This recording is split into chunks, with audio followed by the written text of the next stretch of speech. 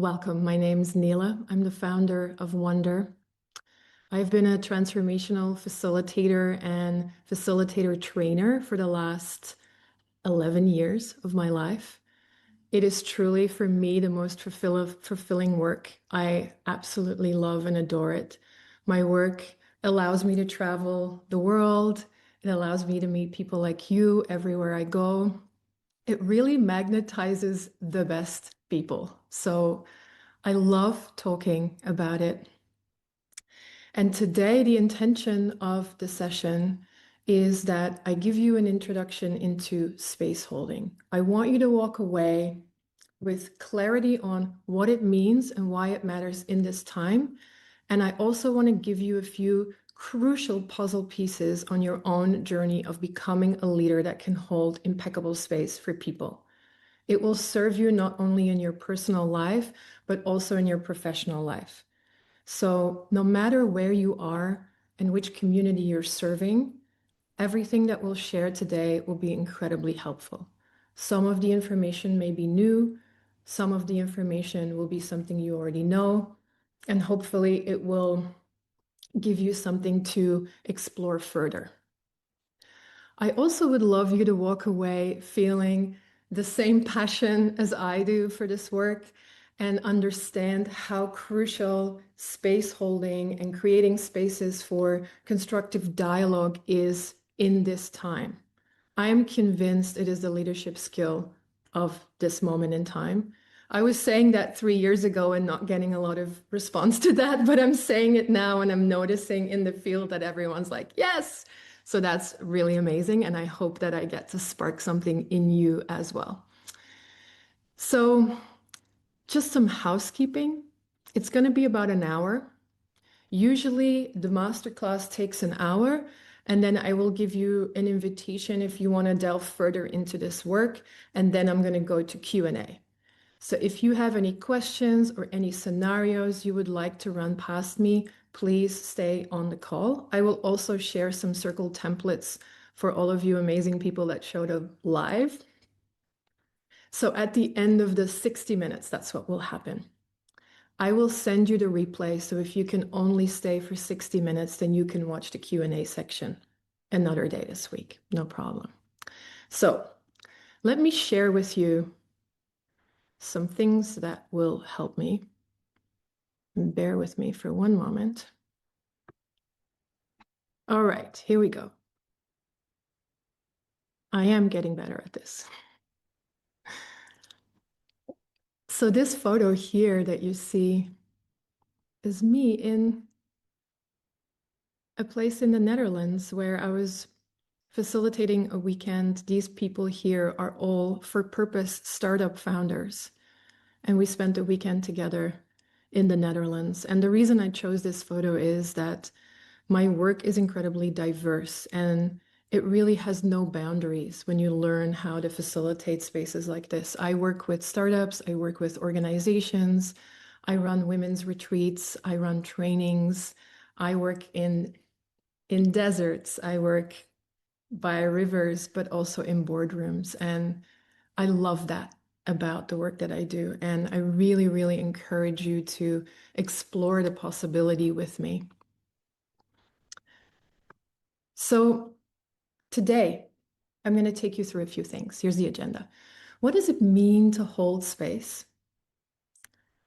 There's 4 levels of listening. Why does that matter? What is circle and why do we need it now? What do you do as a facilitator? What's a container? I love that word. It's such a buzzword. Everyone's talking about it. Why does it matter? Why do you need one? And if you were interested in creating world-class community or culture, what does it take as a leader to do that? And how can this type of technology help you? Then I always like to share something about psychological safety because that's also something that's very alive. I feel like in the cultural vernacular and people are talking about it. I have my own take on that, so I can't wait to share. And I'll give you some tips, some templates, so really practical things, and then I'll give you some next steps. So if you have questions, please write them down and share them with me later. So what does it mean to hold space? And then I'm going to give you a simple technology that works. So here's just a definition of holding space. Holding space is the practice of creating a safe, non-judgmental space where people can be fully themselves, where they feel seen, heard, and supported. Just that, if you think about it, is a game changer. Often when I work with groups for the first time, I will ask them, share a moment in your life where you felt really seen, and people struggle, to share where they feel really seen or heard.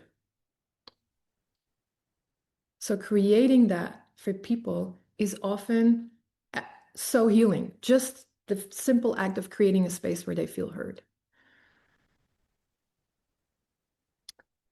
It is not fixing. It is not offering advice. It is not helping. You're simply creating a space. That's why it's called space holding. You're creating a space where they can be present with what is without being offered advice, without being analyzed, without being judged. It's really hard to do that. It's really hard to listen to a person and not tell them how they can fix their problem or how you can help them. But it is truly magical to do it. It is an act of radical presence. You're not doing anything. You're being. It's actually harder for most people to just be with the truth than to do something about it. Because it means you have to contain yourself as well. Because often the story of someone else evokes an emotion within you,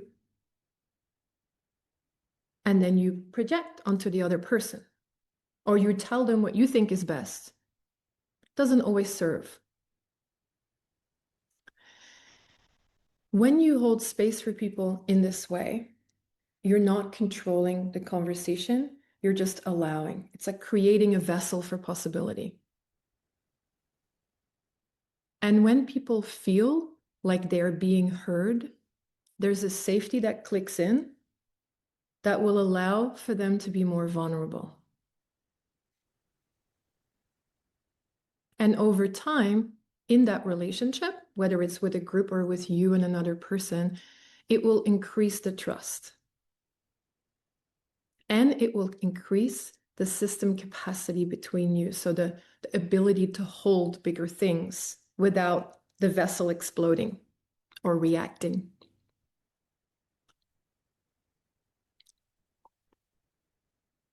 In a metaphysical way, what you're actually doing as a space holder is you're holding space for the potential of the other person, for the sovereignty of the other person.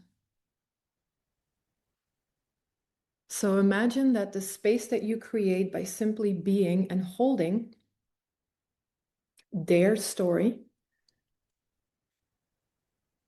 creates a field of possibility between you that is infinite.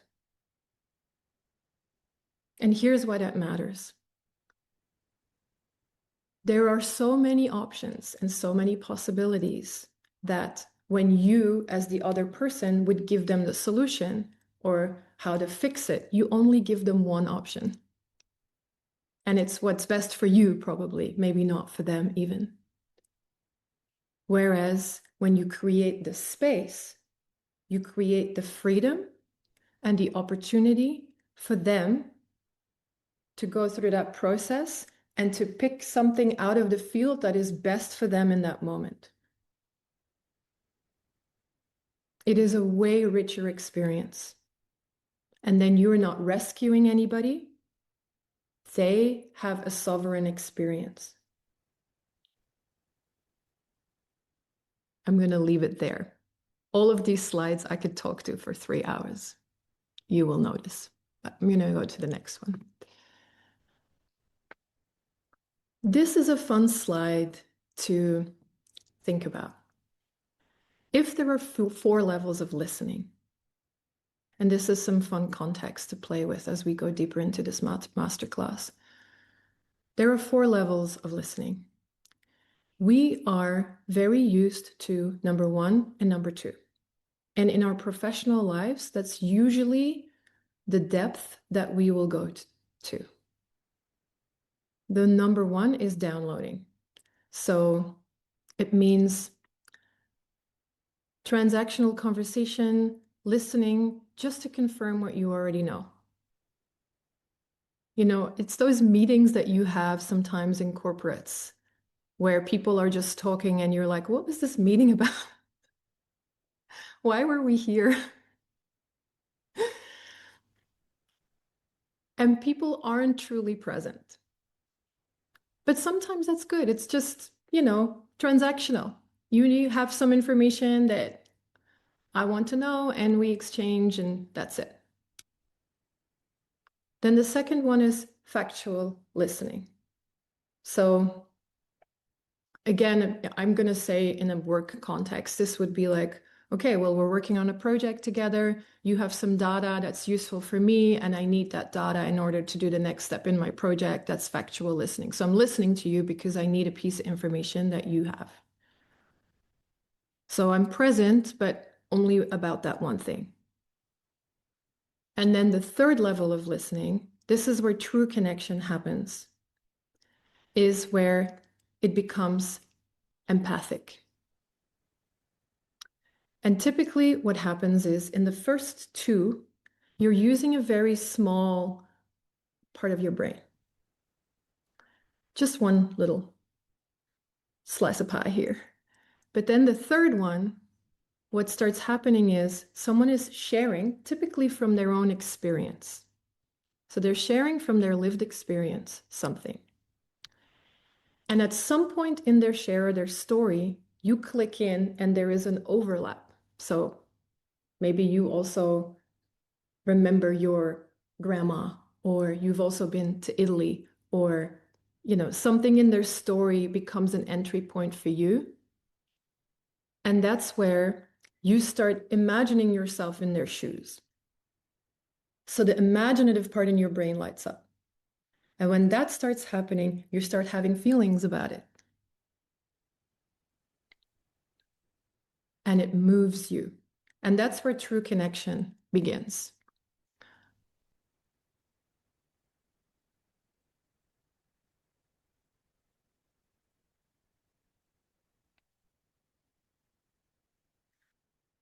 Then the fourth part, generative listening, this is where the real shift happens. And it often happens in circle spaces. So once people start dropping in, we call that in facilitator language, where true connection happens, they go from being up here in their heads into their heart spaces. And you start feeling into someone else's experience. And this is where your perspective being different from the other person's perspective starts being less important because you feel them on a human level. And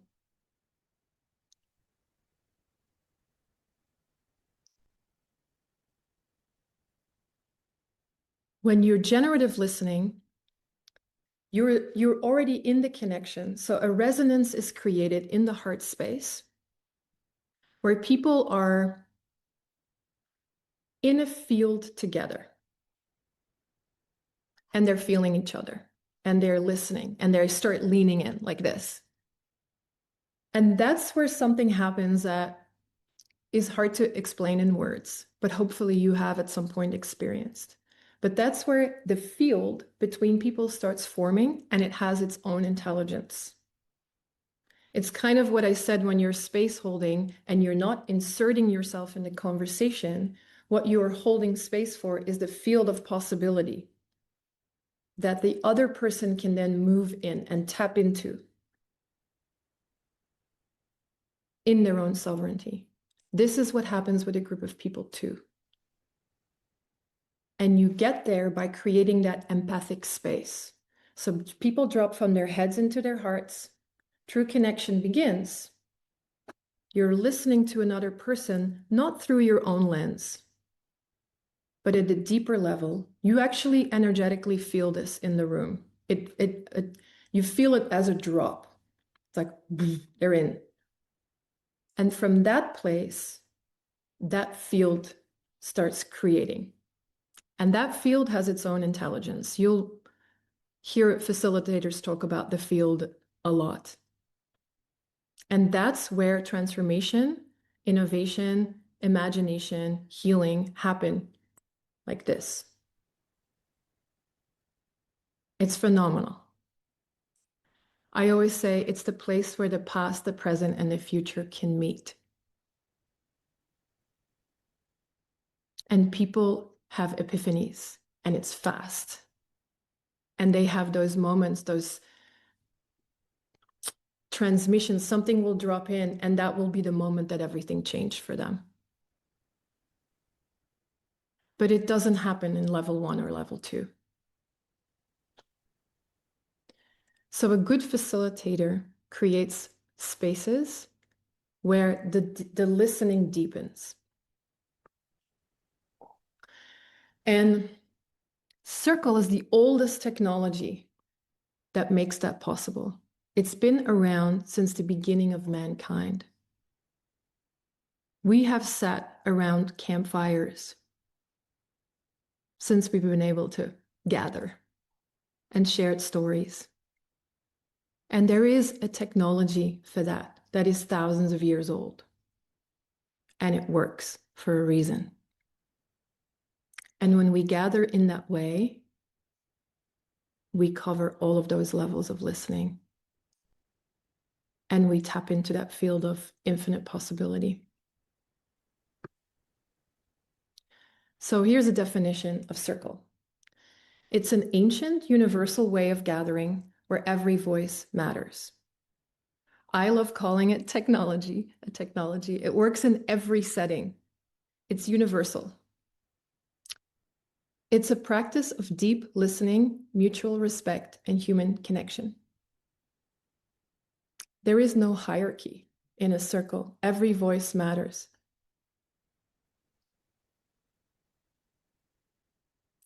It is a listening practice more than it is a talking practice. Because when you sit in circle, imagine you're 20 people, you're talking once and listening 19 times. Why does it matter right now to create spaces for real connection? Why does it matter in this time to become a leader that can hold impeccable space? Because we have an epidemic of disconnection and loneliness at work, at home. It is one of the ailments of our time.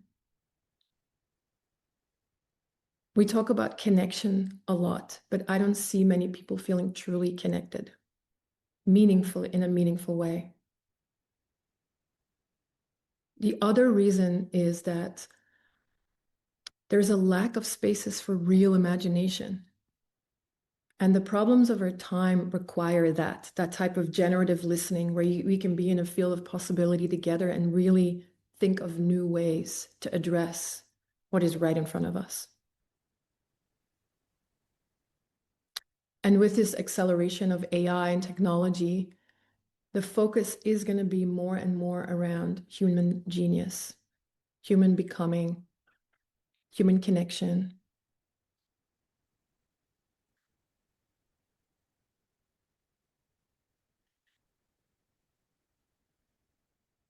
I'm just looking at the chat box. And yes, you will get tomorrow a PDF with all of this information. I typically don't say that because I think it sometimes helps to listen and also write it down so you remember it and then get the PDF anyway, but you will get it.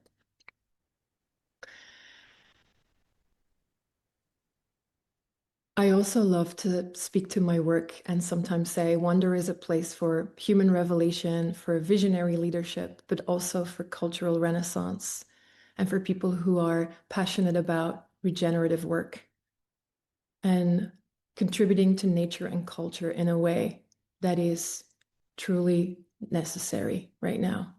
And for me, this work of gathering people in this way, consciously, is the first step to that work. I've said it before, but Circle is the oldest technology for human connection, and we've never needed it more than now. I know that to be true because every time I hold a circle, everyone's like, oh. And oh,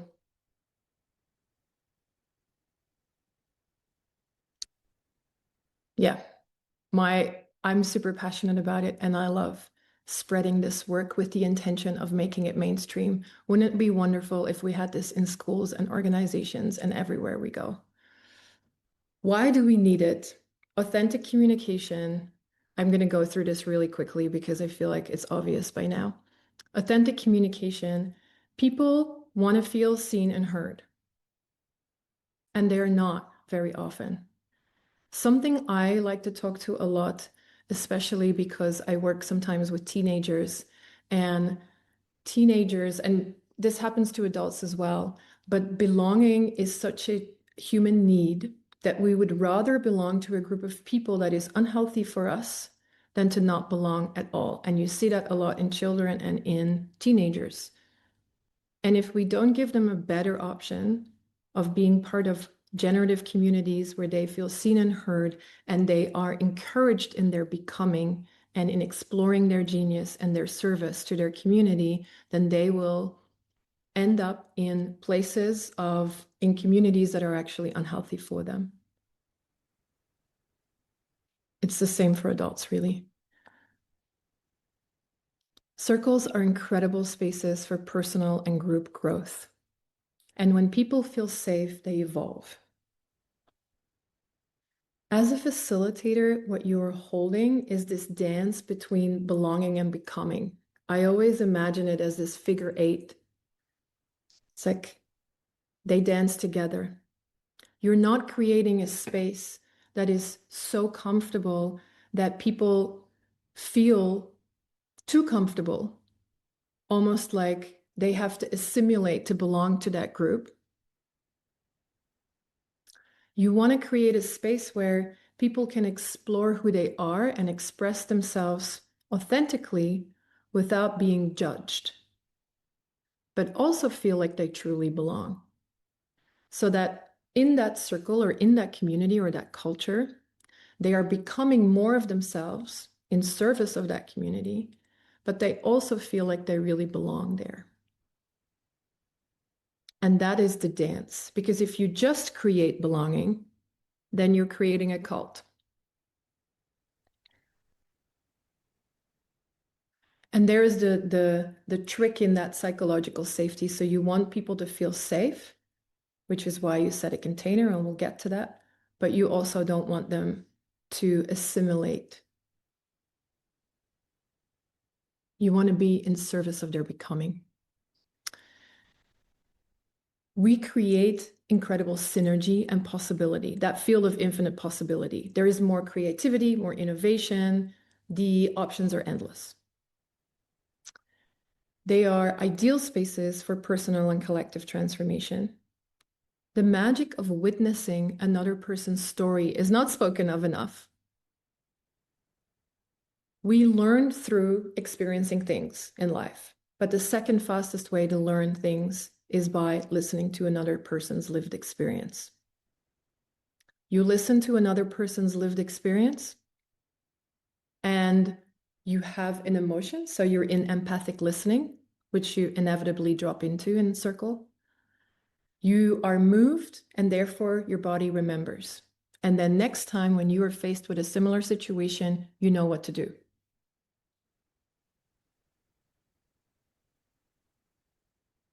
And then one of my favorite things about Circle is that it creates a space where people listen and they're invited to stay in the discomfort of their own feelings. And I laugh because not all the stories are comfortable that are being shared. They can be edgy.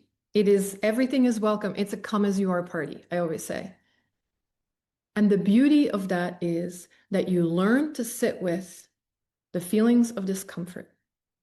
And you get to experience that the world doesn't end when you do that. That actually it's okay to have some tears streaming down your face. It's okay to be moved by a story. You don't need to go on your phone or eat something or drink something.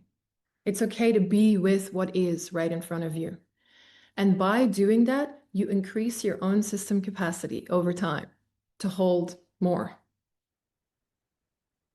And I think alongside the culture of distraction and loneliness, we also are so easy to turn away from what is uncomfortable.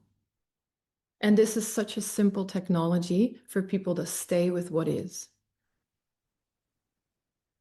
And my experience is that when we do this work with groups over time, so I work with some corporates that I continuously have Circle with, their system capacity increases. So things like something goes wrong, they don't fall apart. They can hold discomfort. I always say we put the disco in discomfort again. They can hold it, you know? It's not the end of the world.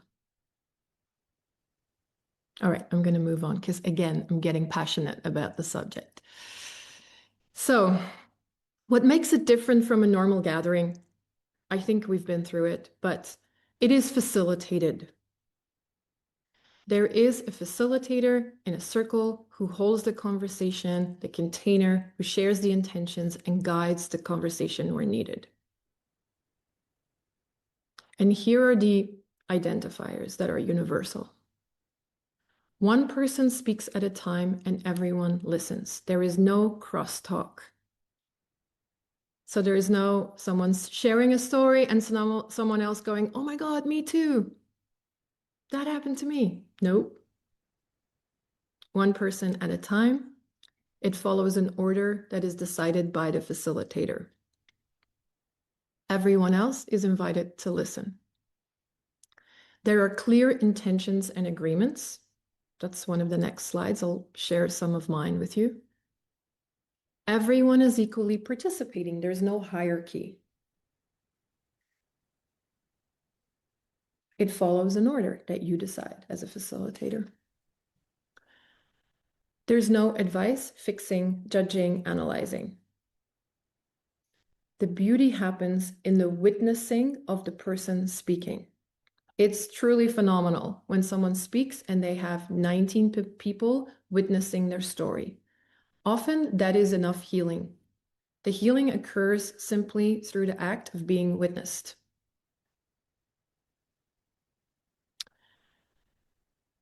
It's about listening, not speaking.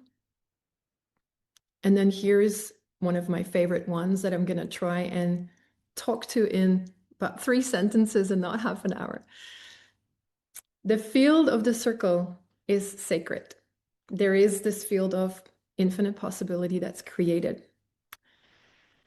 I always say you have sacred time and you have profane time. Profane time is chronological time. Sacred time is kairos time, Greek word. Chronological time is quantitative. Kairos time is qualitative. When people sit in circle, typically their experience of that moment is timeless. They will feel like they either have been there all day and it was 10 minutes or the other way around. The circle finishes and they're like, wow, I just got here, you know? And they will remember because they've been moved. There's a quality to it. So that being able to be the purveyor of that type of kairos time, sacred time, just what a gift. It's like a ceremonial space. You create the intentions, and within that space, time bends. And a lot of things become possible. People also speak from lived experience. This is my way of facilitating it. That's where the magic lies, in my opinion. They share stories, not ideas. Because when you're sharing ideas and you're prophesizing, you're up here. You're like, I think it's important to be grateful, blah, blah, blah. It's kind of like when you give someone data about something, it doesn't fully land in the body. But when you tell them a story, they are moved and they will remember.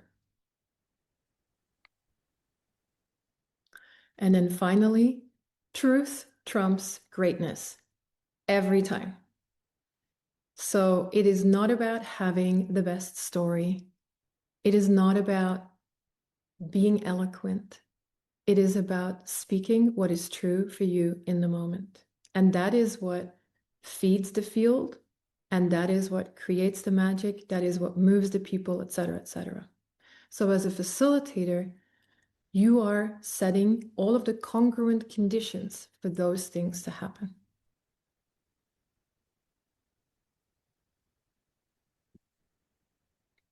And one of the ways that you do that is by setting an airtight container. And I'm going to tell you what that is.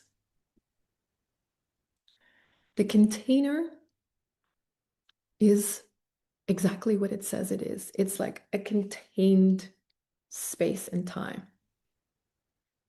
So it has a beginning and an ending. Your circle begins and it ends.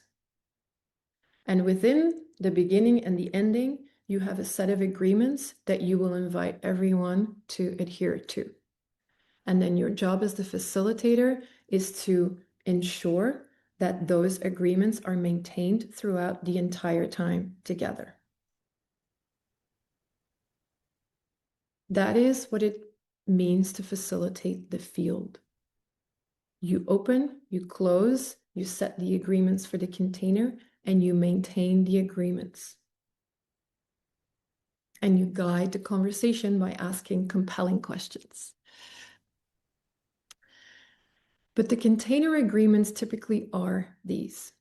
One person speaks at a time without being interrupted. You don't have to share if you don't want to, but you're invited to. There's no crosstalk, no fixing, no advice, no analysis. You share from your own lived experience. So start with I. Not someone else's story, not something you think. I. And what is shared is confidential. It doesn't leave the space. That's why it's contained. It stays here. We don't share your story outside. And you are keeping time as a facilitator. It's tricky because everyone else is in a timeless space and you are holding the clock. So you may say something like, everyone gets to share 2 or 3 minutes. It's up to you.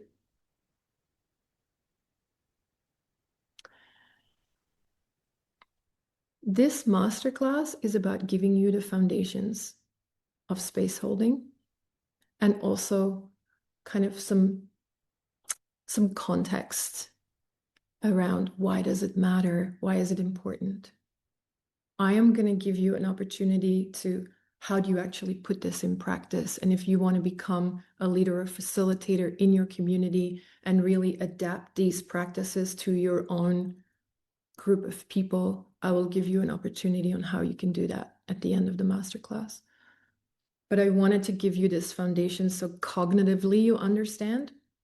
Of course, once you start being in the field and in the practice, a whole field opens. More about that later. So the role of the facilitator and why we need one. What you do as a space holder is you set and protect this container. Imagine it as you're setting this contained space so that that timeless moment can happen. And then you guard it. You're the guardian of that container so that it doesn't leak. So that the field that is forming between the people can come through and be clean. That's what it means to facilitate the field. So you're not inserting yourself into it. It also says you're not the guru. So you're not teaching. You are not the field. You are creating the container and the possibility, and you're holding everything that happens within that container with your own containment. So you model presence, integrity, groundedness, all of those things.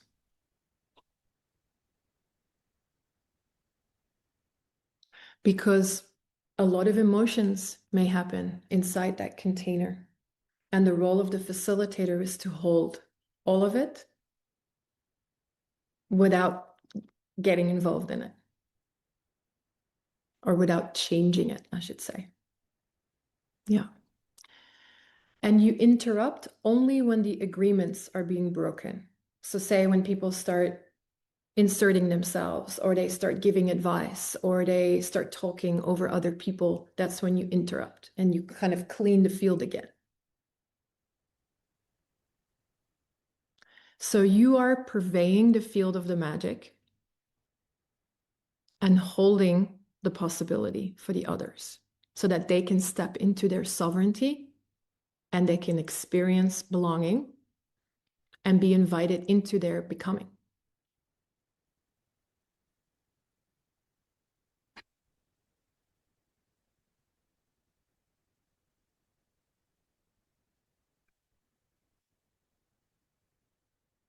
I want to share with you, if you are someone who wants to create community or culture, and Circle is, in my opinion, obviously, I'm very biased, but then I've not met anyone who's been able to do this without this tool at the depth that I know is possible.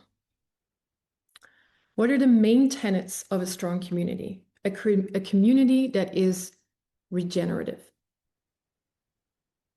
in this time that we're in right now. Here's a few things. I spoke about belonging and becoming, right? So people need to be in a place where they feel like they belong, but they're also encouraged in becoming who they truly are. So stepping into their true nature in service of their community. And in order for that, there has to be listening and checking in. So we need to know what's up for those people. And let's just, for the sake of this conversation about tenets of community, let's use an organization as an example. And I have done company-wide implementation of this practice, and it is absolutely magical what happens. So say every Monday morning, you do a quick check-in with your team, online, in person, and you listen to each other so that you know what's alive for people. I have worked in corporate for 15 years of my life or so. I don't now, and I'm very happy about it, but I go into corporations and I am reminded of how superficial conversations are often between people, how they don't know what's really going on for other people. And someone might be going through something huge in their lives and no one in the team is aware of that. That's just crazy to me now. So it's just a check-in. What's alive for you? What's a snapshot of your weekend? Just that could be enough. But you're listening and you're creating an opportunity for people to drop into empathic listening. Then there is storytelling. You share personal and collective stories.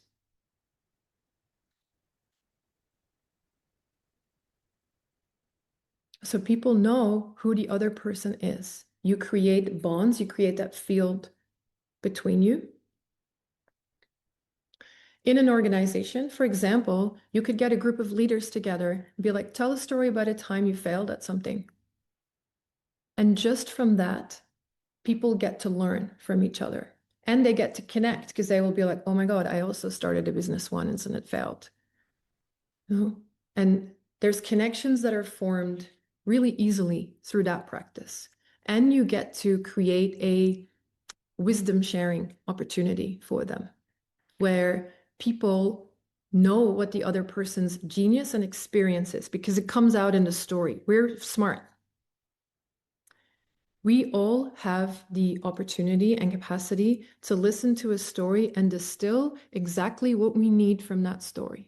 So not only does storytelling create connection between people, but it also gives people the opportunity to learn without having to have the experience themselves. I think the data is that it's 27 times more effective in people remembering a piece of information than just giving them the data. The other thing is shared experiences. So you want people to have memories of doing things together that are meaningful. Corporations are not great at this. They will spend their money and have like Friday afternoon cheese platter in the kitchen, you know.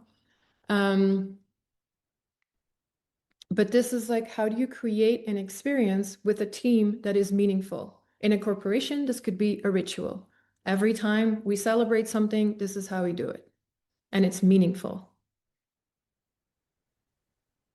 This is an offsite or a retreat. You know, if this was a sports team, it's like your game every Sunday and the way that you celebrate when you win. Those are the things that are timeless. At the end of your life, when you're looking back, those are the moments you remember because they're timeless. You have a joint vision. There's something that you're doing together. Maybe it's about you're creating a better community together. In a corporation, it could be not just, oh, we're trying to, hit a revenue target, but also we want to be the best team. We're working towards that together. And that's something that you proactively work on aside your individual roles that you have within that team. And the next two are very important and often forgotten. Recognition. Oh, there's the balloons. I don't know how to turn those off. Sometimes they're hearts. Sometimes they're, I don't know, they're different things. Balloons, there you go. So, recognition, recognizing every individual's unique contribution. So when I spoke about becoming is just as important as belonging for people. It's also a primary psychological need that people have to become themselves in the world. And if people don't have that connection to themselves and to their growth journey, something will feel like it's missing, a lack of meaning. In a community, it is so important that people know what their gift is or their role within that community and that they are recognized for it. So that you have a system in place that recognizes people for who they are and what they contribute. All of these things, surprise, can be done in Circle. And then finally, repair, a willingness to repair and a system to resolve conflict. I have not seen that being done well in organizations very often. And it is because we're afraid, there's no safety, and we have a tendency to turn our backs from these things and distract ourselves from difficult conversations. So I'd say in listening and checking in and storytelling, what is part of that is courageous conversations. Learning how to have courageous conversations with your people so that safety is created and that when conflict happens, there is an opportunity for repair and you have a system for that. I always like putting this slide in, and it's not super related to space holding, but all of these things require space holding. All of these things require conscious being with each other. And we don't have a technology or a blueprint on how to do that, which makes no sense to me. But if you know how to facilitate this tool of Circle, you can do all of these things. And it is mind-blowing what happens in a culture or in a community in a very, very short space of time. And what an honor to facilitate that. Finally, psychological safety. I only want to do this for a minute or so because it's a little bit boring.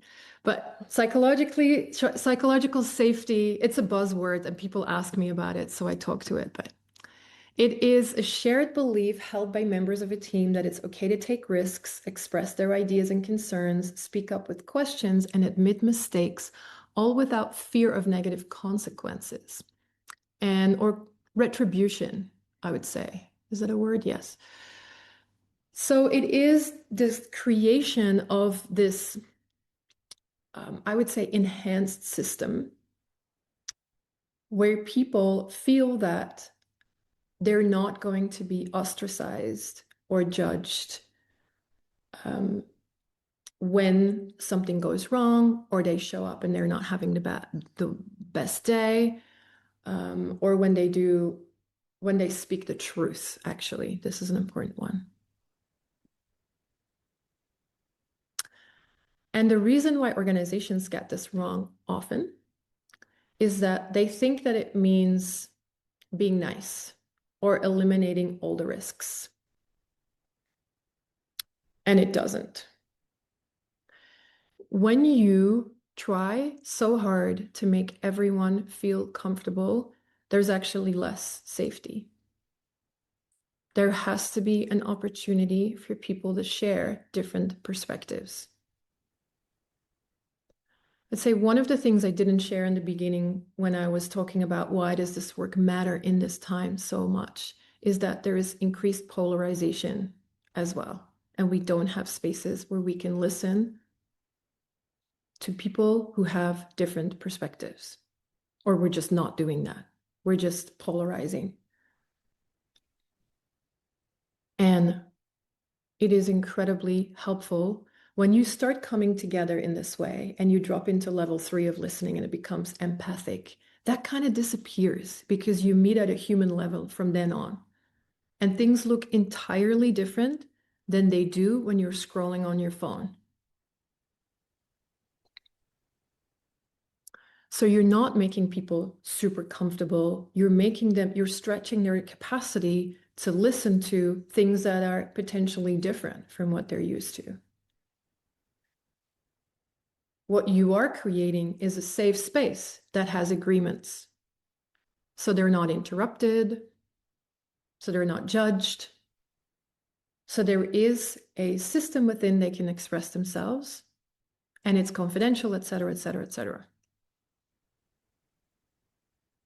But if we try to make everyone feel comfortable, we can't be authentic. That's just the truth.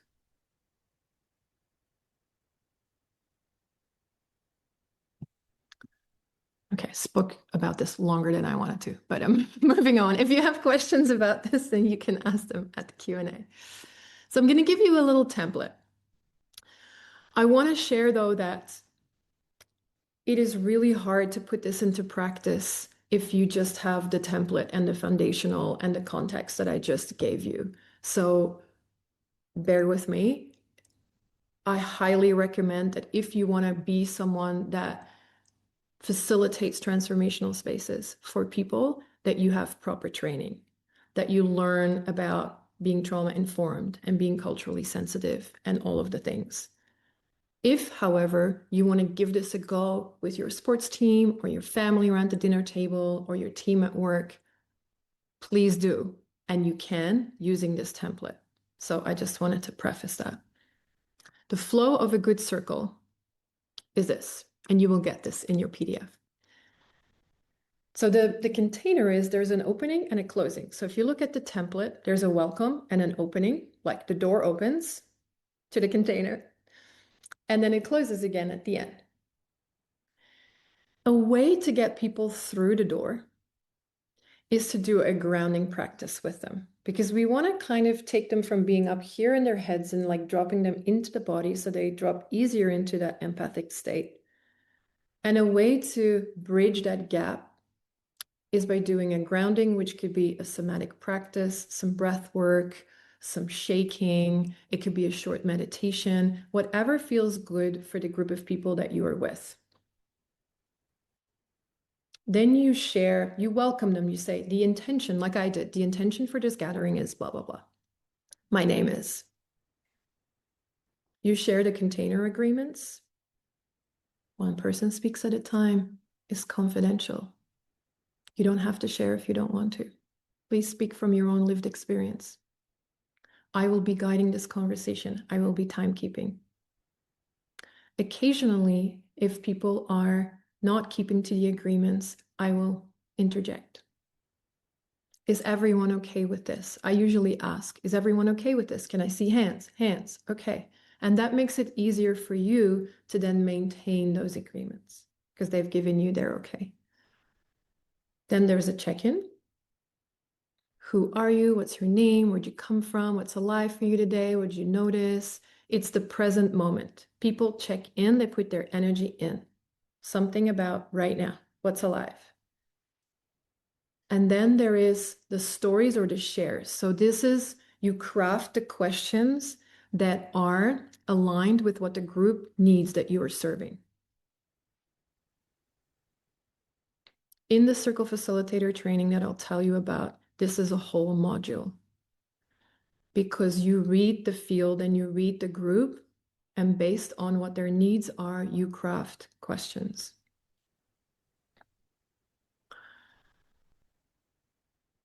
I'm going to give you 3 templates for Circle that you can use in 3 simple scenarios. So at the end, if I forget, remind me. And then there is a witness round. So imagine you ask a question. I think in the template that I'm sharing with you, it's imagine a group is meeting for the first time. You ask them to check in, and then you ask them, tell a story about the place that you call home, an anecdote about that place. And everybody shares an anecdote about that place. So you get to create that field of, oh my God, and how interesting. And people, you see people in a different color already. They just become more multidimensional. And there's a few prompts, you may do a few rounds of that. And then at the end, when you're close to the end, you can say, let's witness something. What did you hear? What's something that you heard? I call that making the tapestry visible. So you're making the field visible by saying, what did you hear? And everybody one-on-one shares, this is what I heard. This is what was resonating for me. This is what's alive for me now. And then there's a way to close the circle. So it could be, what's one thing, one piece of wisdom that you're taking from today? How are you feeling now as opposed to in the beginning? That could be your close. The close could be a dance, a clap, a physical thing, the crafting of something. But the container is closed again. So my final tips, and we're getting to the end, is as the facilitator, you are prepared. You have your questions crafted. You share the agreements. You're not inserting yourself in the conversation other than maintaining the agreements in the container. You model authentic speaking, so you can share a story yourself, but it can't be performative because that doesn't work. It has to be from the heart. You listen for clues, for themes, for what happens in the field, and you adjust your questions to that. You lead with personal stories. This is my experience. Over, I think this is important. You're keeping time. There's nothing more tedious than telling people that they're coming to something for an hour and then keeping them for 3. That's not going to make them love you very much, I think. So you keep time and you stay very present. A good facilitator is incredibly grounded. And personally, I think a good facilitator should be funny, but you have to have a sense of humor. It's important because big things are shared and wholeness matters. So those are my tips. And I'm going to tell you where to go from here. Tomorrow, you're going to get this PDF and it will have most of this information in it. I'm also going to share with you in a minute some templates. So if I forget, let me know. But I want to tell you, so if you are here and you came, because I know a lot of you signed up and it really surprised me. And I was like, oh, wow, people are really resonating with this message. That's amazing. Thank you. So if you're here and you came out of curiosity because you wanted to know what space holding really means and how it can serve you in your life, then I hope that you got some helpful information out of this session today and context and foundations. And hopefully that ripples out into your community, your family, etc. If you want to experience a circle, if you're a woman, then I have an online community where we sit in circle once a month. It's called the Wondr Lab. You can find out all about that on the website. We have masterclasses. It's women from all over the world.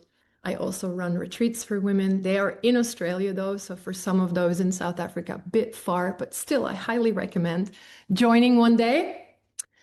But if you are really sparked by this conversation as a leader and you can feel like I do that this is the next step for you on your leadership journey and this is the missing skill in our time right now, I really believe that the landscape of leadership is going to look entirely different in 12 months' time.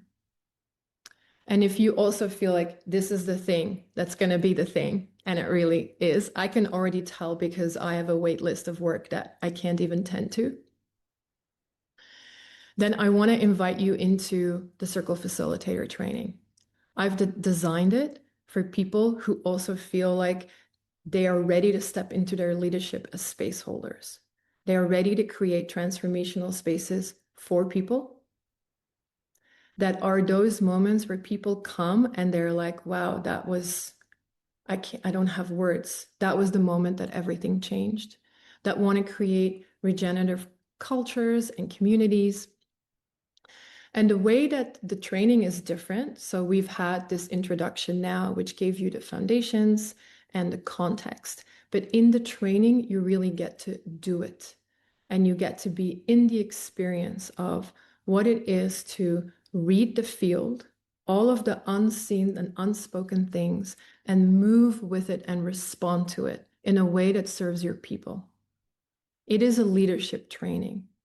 So you will get all of the theory and all of the practice and all of the templates you need to facilitate, but you will also get to learn all of these practical skills that you need to experience and you need to be in. Just reading the field, responding to it, knowing what to do in different scenarios, being trauma-informed and culturally sensitive, working with groups of people where a lot of emotion emerges and knowing how to hold that for people. Being curious about what it is that triggers you. What is your light and your genius as a facilitator, and how do you adapt things like setting the container to your own style so that it serves your people? But how do you also contain yourself? I love that the training is practical and you'll have all the theory and all the templates. I did all the trainings there are so that you don't have to do all of them. And I created the training that I wish was there 11 years ago when I got started. So the way that the training works is that you get 6 modules with all the theory. It works kind of like this masterclass. They're an hour long. You will learn all of the different formats of Circle, all of the different scenarios, how to craft a beautiful question, what the right question is for any scenario, how to read the field, how to be with different groups of people, different sizes of people, all of the templates for Circle, how to set it up online, in person, how to design your Circle. But then we also meet in person 6 times. And that's really where the rubber hits the road, because I facilitate 4 of those groups and you get to learn and really receive that transmission of what happens when you create a field of possibility. And I will show you behind the curtain, like this is what I did and this is what happened and this is why it works, or this is why it didn't work. And then after 4 times, you're invited to facilitate yourself twice. You're invited to design circles and facilitate them within the group. We have cohorts of maximum 18 people. And you receive feedback. And throughout this whole training, you are invited into your own genius as a leader as well. Hand on heart, this training's amazing. And I know it because everybody that has taken it tells me it is the best training they've ever done. And I am super proud of it. So the next one starts on the 2nd of February. There's 2 cohorts. We have one that is at the same time as today, but on Monday, every Monday, for 6 weeks. And then there is another one, and that one's for everyone that is in this time zone. And that there's another one, if you're currently in Australia, there's another cohort That is on Tuesday mornings, Australia time, and that is for people that are in the Americas or in Australia. So if you're currently in the Americas, in the US, then your cohort would be on Monday evening, Australia, Tuesday morning, starting on the 2nd of February for 6 weeks. You'll also get an 80-page manual with everything and plug and play prompts that you can use. What's great about this training too is that every week you'll have the opportunity to send in questions, and I record Q&A videos so your own scenarios can be addressed. That is what I wanted to share about the facilitator training. I'm going to drop some information in the comments and also give you the templates that I spoke about. Give me a minute.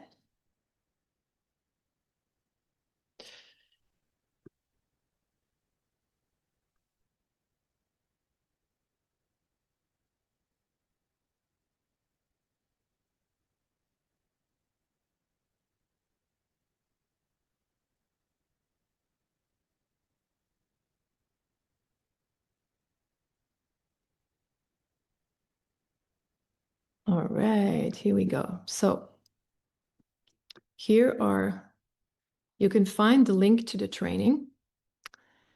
There's a discount code there. If you sign up before Monday, you get $100 off. The training is 1,250 Australian dollars. You get $100 off if you sign up before Monday. That is if you pay the full price. Otherwise, you can also choose to pay over 3 months or pay over 6 months. You'll get to meet incredible people all over the world. I love a high diversity in my groups, and that's why I advertise it in different countries. And we always have cohorts. They're co-ed, so we have cohorts, all genders, all ages, all countries.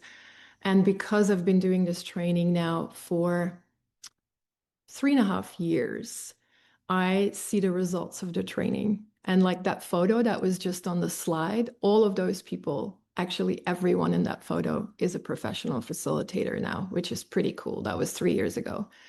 And people start companies together, they start projects together. So circles also constellate the best groups of people. And that will inevitably happen in this training as well. As you can see, I've also put 3 free circle templates for you there. You can download it. And tomorrow you'll get the PDF with most of the concepts that I spoke about today.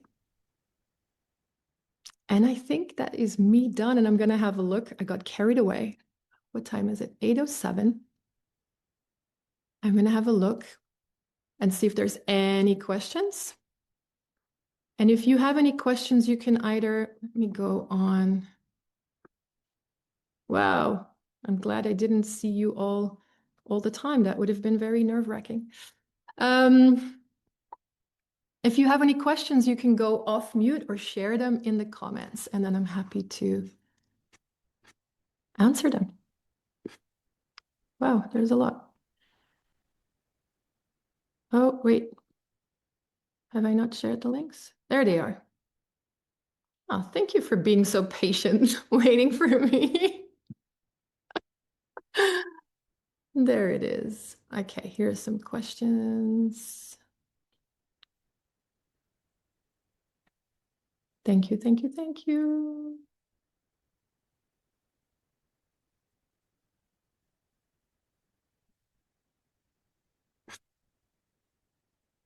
Sorry, I forgot to press send.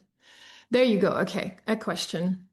How do you apply this space holding in interpersonal relationships where it's more of a two-way street and you also want to be present yourself as a way of relating? Wonderful question. I know people tend to start to tell their inner voice as part of a story.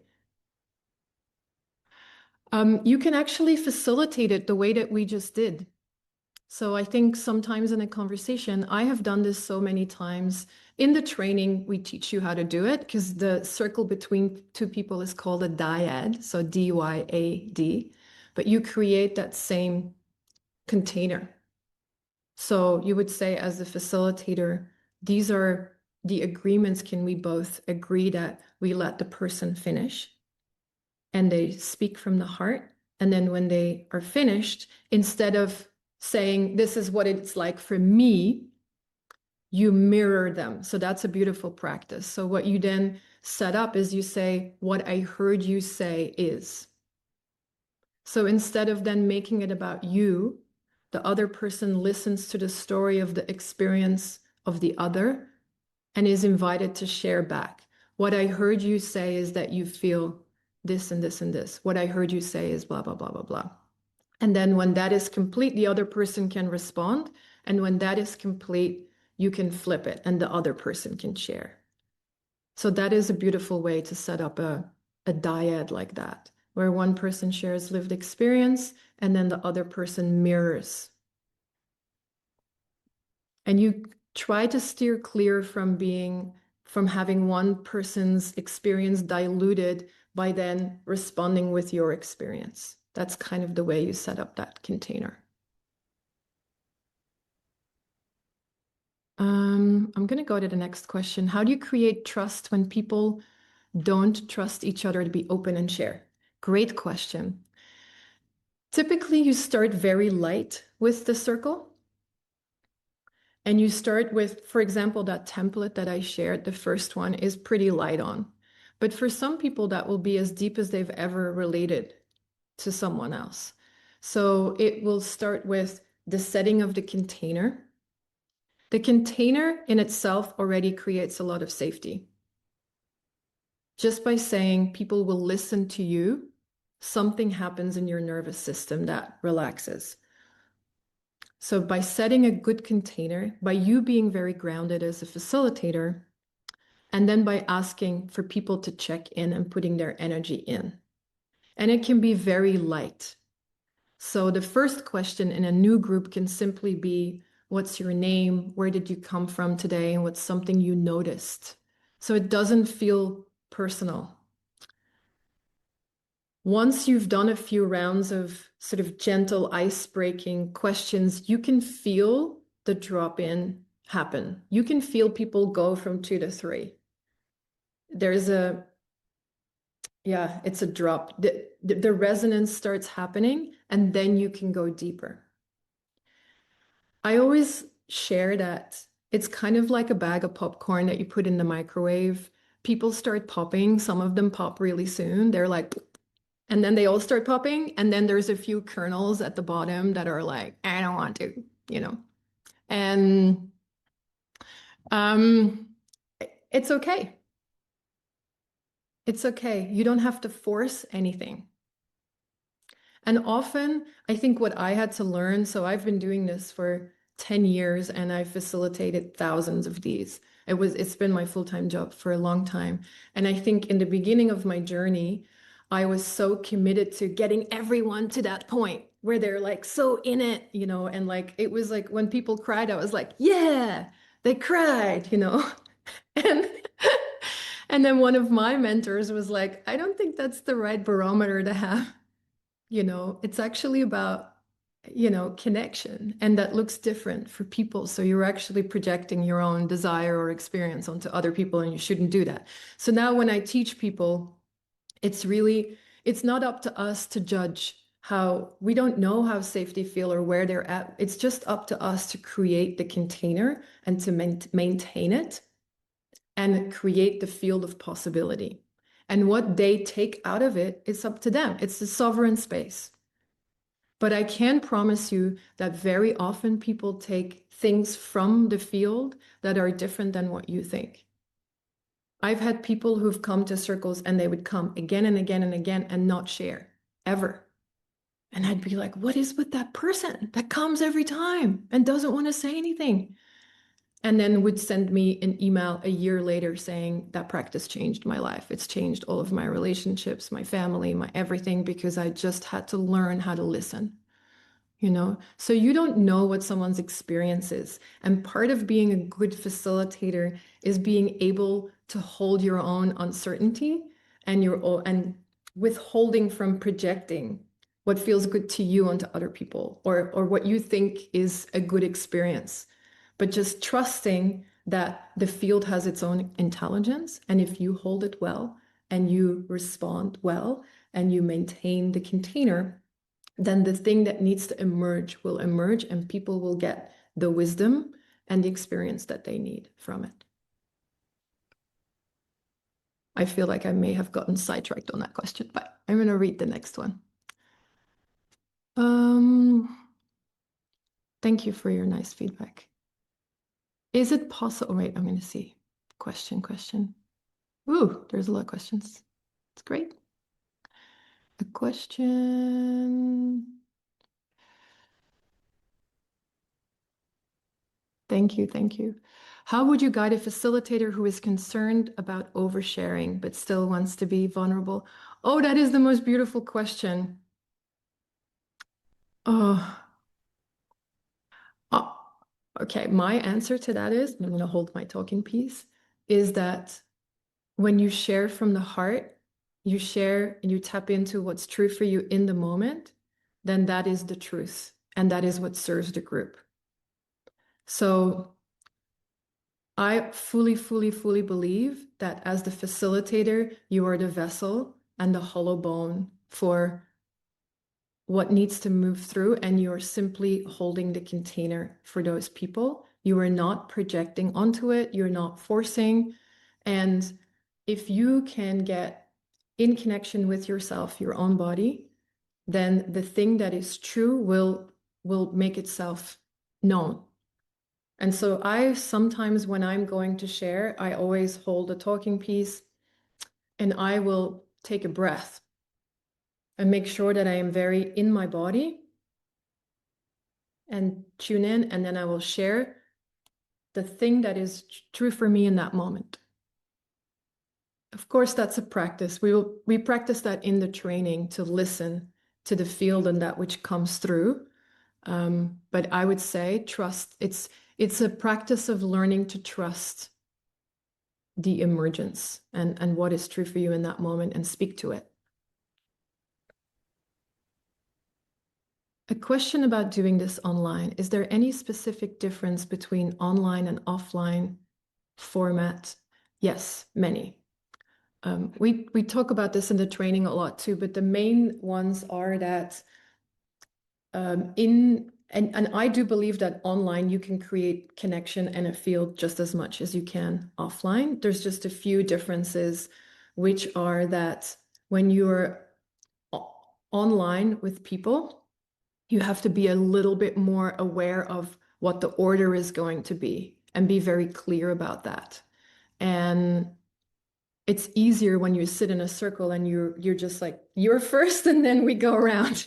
It's a little bit easier. So that's one of them. Another one is if it's a new group, it takes a little bit longer online for people to drop in to that third space, because they're not, the energy is just not as visceral as it is when you are in the space offline, but it still happens. It just could take a little bit longer. When you're doing online, you also become pretty good at small talk, because people kind of come in the first 7 minutes of your thing and you're just sitting there and going like, my dog and the weather, like all of the things. Final difference is when you're doing it online, that there are different ways to get people to ground. So the thing that's tricky with online is people are more easily distracted. So maintaining the field is easier when you're in person in a physical space because they've all come into the room, you've set the room up, blah, blah, blah. But when you're online, they might have a partner walking past or a dog or whatever. So it's about doing the grounding up front pretty good and setting the container really tightly. Like, hey, please be in a space that you're not going to be interrupted. Please stay here, focus on this conversation. Don't check your phone, those type of things. So it's all about container setting.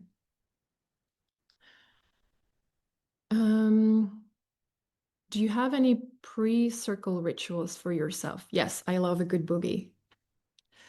I love dancing. So for me, I can be someone who can be in my head. I have a very dynamic brain. And I love being grounded when I facilitate.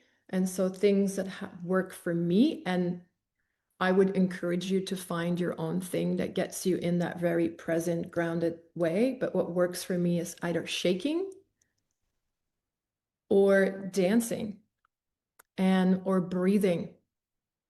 But for example, meditation is not my preferred way of getting grounded. So I've had to find my own way of doing it. But it's definitely having a good boogie works for me.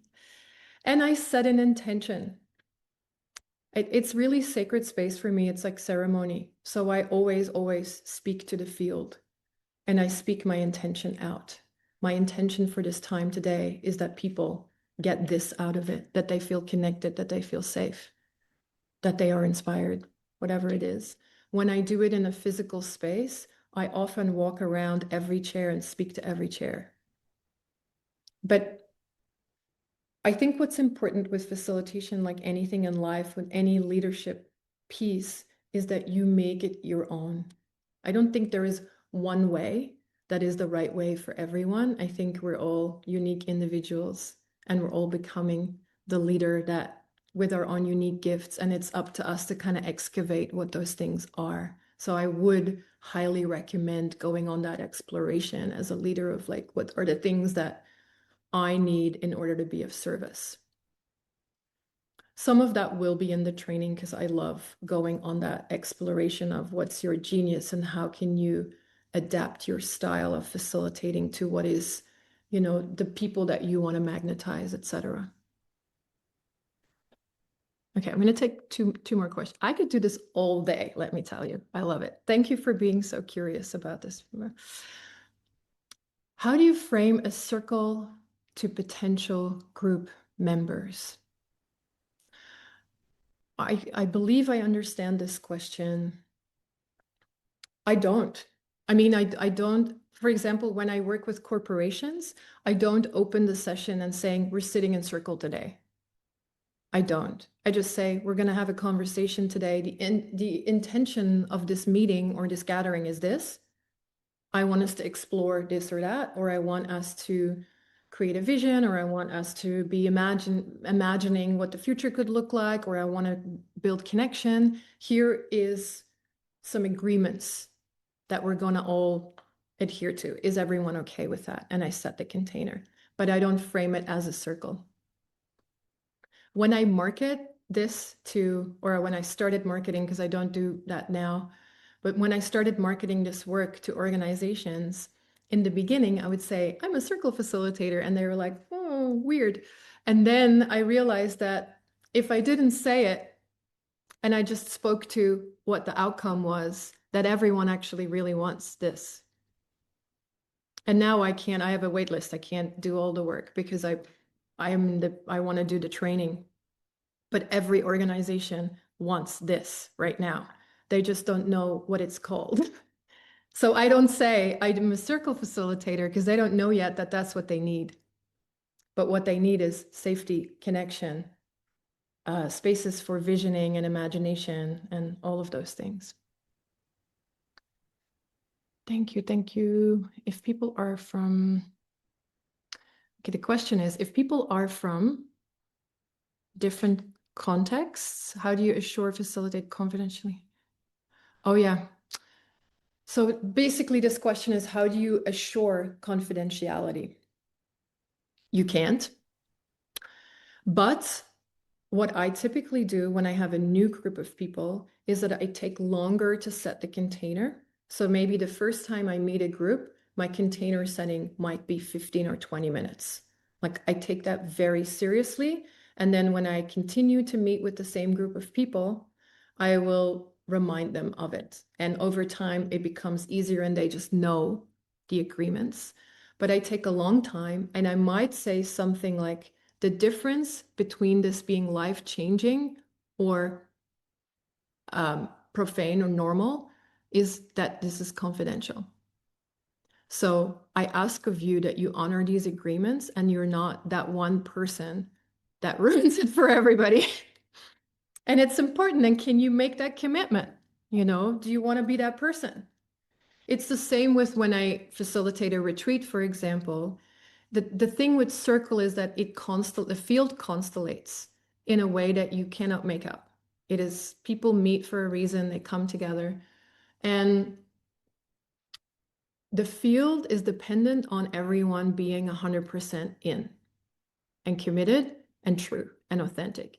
And the more authentic and spontaneous and honoring of the agreements people are, the more magic happens in the field and the more possibility people will experience and the more they will have that experience of, oh my God, what just happened? And so for you, it's learning how to facilitate that piece of creating them wanting to say yes to that. And so I say things like that and be like, listen, you can either have a life-changing day today, or you can have a regular day. And here's the difference, and it's your choice. But I would love it if you could be 110% in for this. And then we'll talk at the end of the day and we'll see what happened. And I think it's also talking about making them see that if they're the one person that, decides not to be in and not to honor, without saying it in that way, without being like, don't be that one loser, but kind of being like making them feel that, hey, if they're not in, then everyone will feel it. The whole bag of popcorn will smell burnt. You don't want to be responsible for that. So in a nice way, you'll just say the success of this session will depend on people honoring this. And what we create here can be truly transformational and amazing, or not, but let's give it a go. I've not ever had that go wrong. Touch wood. Okay. Is it possible to create an airtight container when you also have a live audience witnessing the circle? Ooh. That's a great question, Lillian. I would be very curious about that work if you're doing it. Please send me an email. I don't think so. No. But I do think, and this, I'm going to try and be lean in this answer because it's something I could talk about for a long time. I do think that there is ways that you can use this work, like for example, ritual theater is a great way of that, where as a group, you create that field of possibility and you invite that to move through you in service of the audience. Now, this is like way out there, but I do, that's how ritual theater works. So you create a similar container and a field of possibility that is where the participants of the theater, so the actors become the same hollow bone that you as a facilitator become when you facilitate. And they do that in service of the regeneration of the culture and in service of the people in the audience. And so then the people that are in the audience become, in a way, part of that circle, and they receive the medicine from the performance when a lot of it is maybe the story they know beforehand, the actors, they know the story that they are performing, but some of it is also the magic that is moving through. So the archetypal energy that is being awakened through the people that moves through the audience. And so, no, it is not entirely safe. You don't know if that person is going to go home and keep that to themselves. But I do think it serves. I do think there's instances where it serves to do this work, even if the container isn't airtight. That was a really cool question. Okay. I'm an oversharer too. I'm an oversharer too. I think oversharers make good facilitators. How do you guard against emotional exhaustion? That is also a training question. I feel like I can't fully answer that here. We will have practices for that, but there is definitely practices of when you finish. And I feel like as a facilitator, by doing it, you learn how to do it, that you're holding the space, but you're not actually taking everything in and taking it with you. It's more like things move through you and then you shake it off and you close the container again and you hand it back to the universe. But you don't need to take all of those stories with you. And that's a skill to get better at. And I sometimes do feel when I run retreats and it's 3 or 4 days, and sometimes that I call that emotional hygiene or energetic hygiene. When I start getting tired after a few days and the hygiene kind of goes missing at the end of the day, I can feel it. Yeah. And then I'll need a few days to recover, and I'll be very emotional. So group humming, I am stealing. That sounds divine. Yeah, so all of those things. What's cool too when you do the training is that people get to practice together and you get to learn techniques from different people. It's the same, it works the same way as Circle, where you're wisdom sharing. So people are using grounding practices and you're like, great, I'm going to steal that one. And you learn from each other's expertise. Okay, I'm going to do one more.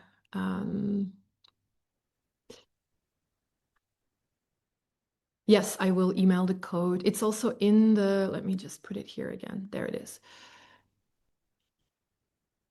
That's the code. That's the link. Yes, and it is about, wait, I'm doing one more. When working in the grief space, how would you suggest facilitating the automatic comfort reaction that others? Oh, that's a wonderful question. 100%. You would set that in the container.